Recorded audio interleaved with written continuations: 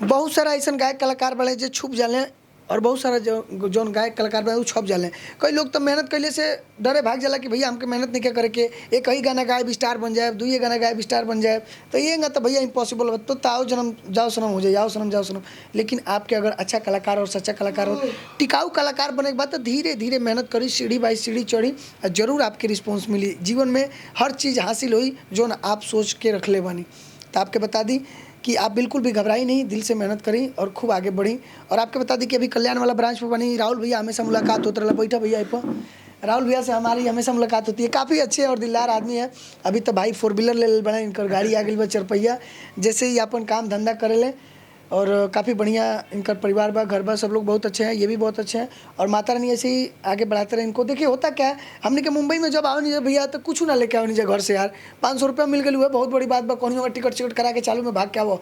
अब चालू में के बाद आदमी सोचेला कि हम कहाँ से अंबानी बन जाए, तो रातों रात अंबानी ना बन पाए भाई। 2-4 साल मेहनत करो। ये भैया रहते रहते 10-12-15 साल हो गया। पहले जब आए थे तो क्या लेके आए थे?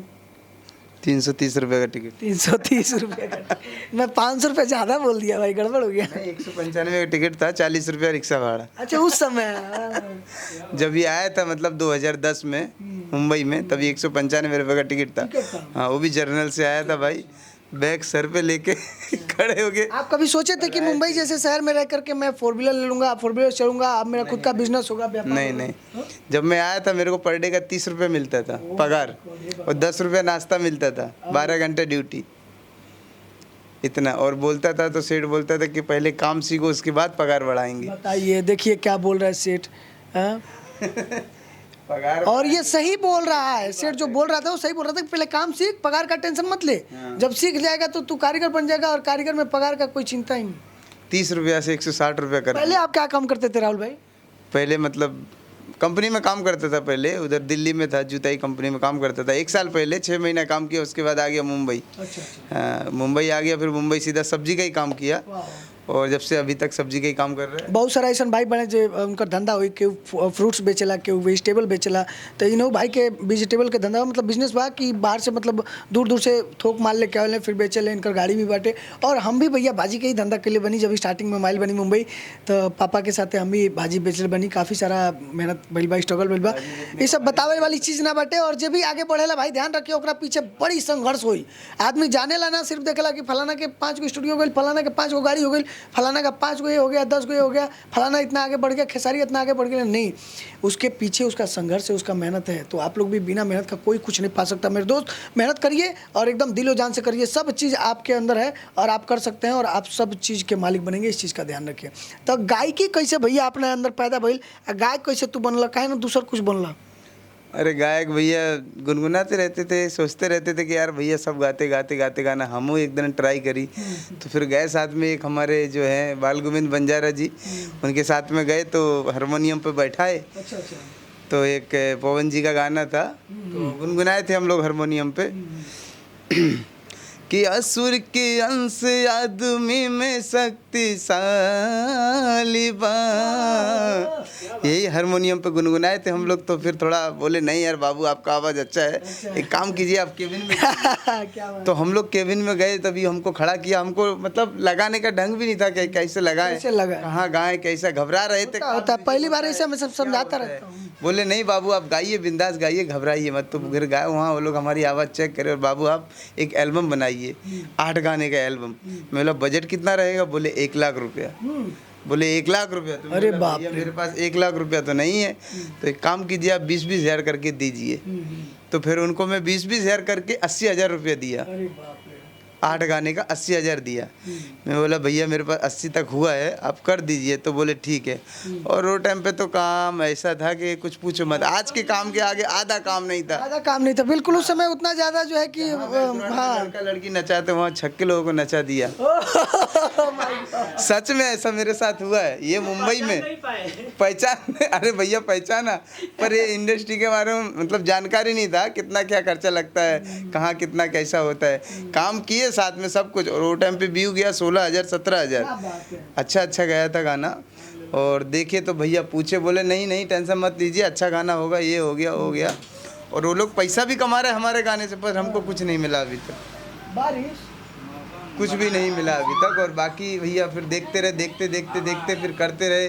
फिर हम दिल्ली गए, दिल्ली अंशु म्यूजिक से किया मैं होली का गाना किया 4 गाना। एक गाना रानी जी के साथ किया था 2 गाना, जो कि आज के फेमस है मॉडल में रानी जी, और 40,000 रुपये एक दिन का। बिल्कुल बिल्कुल, आज के डेट में जैसे देखा बहुत जो चर्चित बा, पहले रानी उन्हीं के वीडियो बनत रहा, पहले जैनी उन्हीं के वीडियो बनत रहा, तो बार 2,000-5,000 रुपये में आप बढ़िया वीडियो बना से, लेकिन ये बार रानी के डिमांड बहुत ज़्यादा बा। और रानी राबो क्यों नहीं करेगा भाई, मेहनत किए वो लोग, नाम अपना बनाए हैं, परचम ला रहे हैं, काफ़ी अच्छा हिटेड गाने दिए हैं, तो भाई जाहिर सी बात है। और आप लोग भी मेहनत करिए, यही से ना धीरे कह जला काम करे सीखो, काम जब एक बार सीख ले बनाओ तो जीवन में क्यों तरह के पीछे करे वाला ना रही भाई। 500 रुपये लेती थी रानी वो टाइम पे, जब मैं साथ में काम किया था, होली का गाना करने गया था। हाँ, नजफगढ़ में शूटिंग हुआ था। आज 40,000-50,000 लेती है भाई रानी। रानी से मिलने के लिए लोग लाइन लगाते हैं। हाँ, वो टाइम पे 40-50,000 रुपये। तो आज की बात अलग ही है। धीरे धीरे काम किया, फिर रुक गया, फिर 3-4 साल के लिए। उसके बाद फिर मिला मेरे को गरिमा रिकॉर्डिंग स्टूडियो, सही प्लेटफॉर्म फिर ये मिला। फिर लगा कि हाँ फिर से गाना चाहिए। फिर से मतलब, नहीं तो मैं छोड़ दिया था, क्योंकि इतना पैसा गला दिया, 2-2.5 लाख रुपये मतलब नहीं है। घर वाले एकदम सेम इन्हीं के जैसे बहुत सारे भाई मेरे पास आते हैं जो संगीत से जुड़े हैं, जो गायकी करते हैं, और जो जिनके गाना रिकॉर्ड करके ला भैया बता दी कि बहुत सारा स्टूडियो में पैसा वो लोग फंसा करके दिल तोड़ देते हैं। बाद में जब वो हमें देखते हैं तो बोलते हैं भैया आपने हमको बहुत ऊर्जा दिया है, बहुत मोटिवेट किया है, और आपके वजह से हम फिर से गायकी करना चाहते हैं। तो आपके हम बता दी, कलाकार वही होता है जो संगीत को कभी जीवन में ना छोड़े, भले संगीत उसको मिले या ना मिले, संगीत में ही रमता रहे, उसी को कलाकार बोलते हैं। तो ई भैया के देखा, भले ही कितनो पैसा लगा दिला, चाहे कुछ कर दिला, मन टूट गई, लेकिन गायकी ना छूटल। और आपके बता दी कि भले यहाँ से गई चाहे कहीं से गई, इनका अंदर से कभी गायकी खत्म ना हुई, हमेशा गुनगुनाते रहेंगे। नहीं, सही बात है। हम वैसे भी धंधे पर रहते तो भी गाना गाते रहते, गुनगुनाते रहते, कुछ भी रहने दो, गुनगुनाते रहो, अपना कभी भी छोड़ना नहीं चाहिए। धंधे पे कौन सा गाना गुनगुनाते हैं? एगो चुमो ले ला गाल में, ले लिया रुमाल में, ऐसे धंधे पे मतलब मान लीजिए कोई क्लाइंट है तो कैसे, एगो भिंडी ले ला साथ में, थोड़ा सा चौली भी ले ला साथ में? नहीं भैया, ऐसा कुछ नहीं है। कौन सा गाना एक अच्छा गाइए? अच्छा गाना कोई भी यार, पवन जी का एक गाना सुनाते हैं। पवन जी का गाना बहुत अच्छे फैन है, पवन जी का गाना गाते हैं।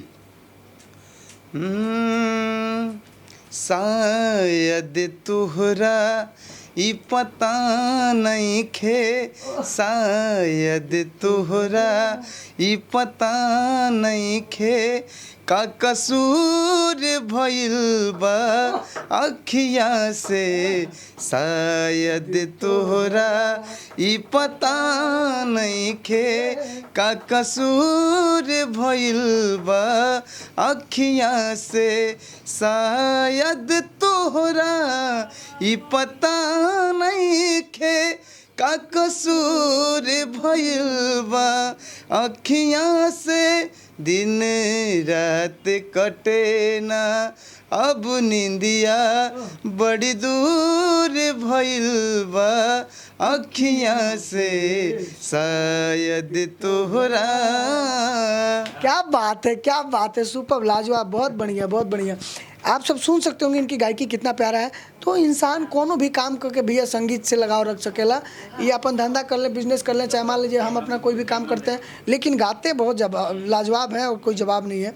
तो ऐसे ही आप लोग भी मेहनत करते रहिए भाई। देखिए कलाकार की कोई जाति, कोई धर्म, कोई सीमा, कोई कुछ नहीं होता है। कलाकार एक सरस्वती पुत्र होता है और उसके अंदर गुण होता है, सिर्फ और सिर्फ गुण होता है। कलाकार कोई जाति नहीं होती। तो ध्यान रखिए आप लोग जो है, चाहे जहाँ से हैं, जो ने भी जाति बिलोंग कर ला भैया, चाहे जितना पढ़ ले बड़ा लिख ले बड़ा, ये सबसे मतलब नहीं के, talent is the very important for this line.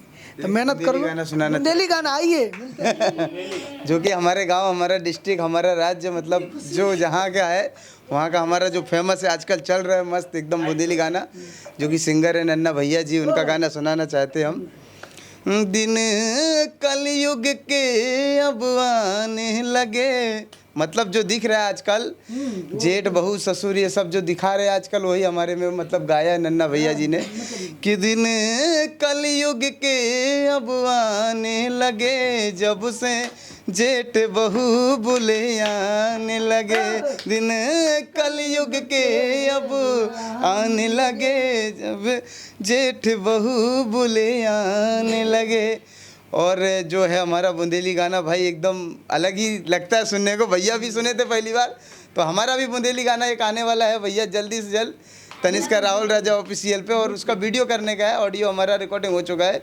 भैया किए एकदम मस्त म्यूजिक, एकदम आपको देखने के लिए मिलेगा। बुंदेली गाना भी बहुत अच्छा लगता है और अभी स्टार्टिंग पीरियड है उस इंडस्ट्रीज का, लेकिन वो इंडस्ट्रीज भी, बुंदेली इंडस्ट्रीज भी बहुत फास्ट बढ़ेगी आगे, और इसका श्रेय, हाँ, इसकी श्रेय जो है जाएगा राहुल भाई को। तनिष्का राहुल राजा ऑफिशियल नाम है, आप उस पर जो है सब्सक्राइब कर लीजिए यूट्यूब चैनल पे। गरिमा रिकॉर्डिंग स्टूडियो को लाइक और सब्सक्राइब जरूर कर दीजिए। चलिए गरिमा टीम की तरफ से बाय बाय, मिलते हैं अगले नए वीडियो के साथ, तब तक बाय बाय, धन्यवाद, थैंक यू सो मच।